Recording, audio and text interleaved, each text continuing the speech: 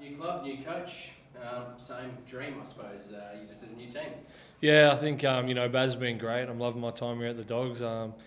Before Chrissy was hard. Preseason's been always hard, but I'm loving my time here at the moment. Well, just on that, I'm sure you just heard Braden saying Baz has been criticised the last couple of days for having his pre-season not as intense as maybe it should be, but I'm sure you can put that to the side. Yeah, I've never done a pre-season where it hasn't been hard, and definitely before Chrissy, I came back a week earlier than I was meant to, and I was kind of wishing I didn't. It was good to get the lungs working, but it was definitely one of the hardest pre-seasons I've done.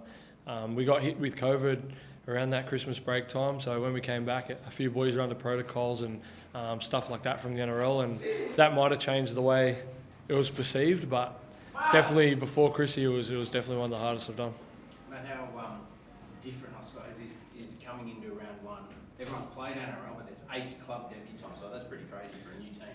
Yeah, well, it's crazy. I'm lucky enough to be one of them, and we've been working hard in combinations and getting together as a team and really trying to bond. And it's exciting for the Doggies and all the fans out there. I didn't realise how many Doggies fans there were until I signed here, and then hopefully we can go up there and get a win for all of them.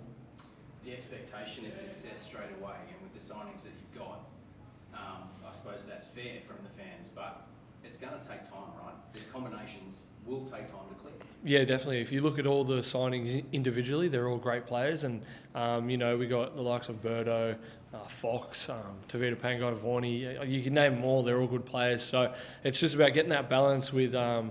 We've got a lot of strike power now, so it's about getting that balance of where the ball goes at the right times and stuff like that. And me, Birdo, and Jake Avrilla are working really hard to try and get a spine combination going on and off the field. So it's a work in progress, and I think we've shown enough signs to know that we'll be exciting once we get it right. How important is consistency in that spine, Matt? Because a lot of people are saying that maybe Jake Avrilla isn't a good enough halfback. You've got Cole Flanagan waiting in the wings. But I'm sure you guys just want consistency, so whoever it is. Yeah, we're lucky enough to have depth at the club. We've got a lot of halves here that would be able to do the role, but I think everyone forgets how young Jakey is. Him and Birdo are both so young, and they're both so talented, and I think if you give them time to grow together and develop a combination that can prove something special, then Jakey's still young and he's a good player. He'll be good. And what about yourself? How do you approach this year? Matt, obviously it's a clean slate, but do you have a point to prove to your old club that you had more to offer there? Yeah, I touched on it earlier in the week. Dragons will always be special to me personally, and footy's a business now. There's no hard feelings at all. But on a personal note, obviously I want to get my career back on track, and missed a few games in the back end there where I would have liked to play it. And Baz has given me the opportunity and given me the freedom to play the style of footy that I want to, and I just got to repay him with some good form.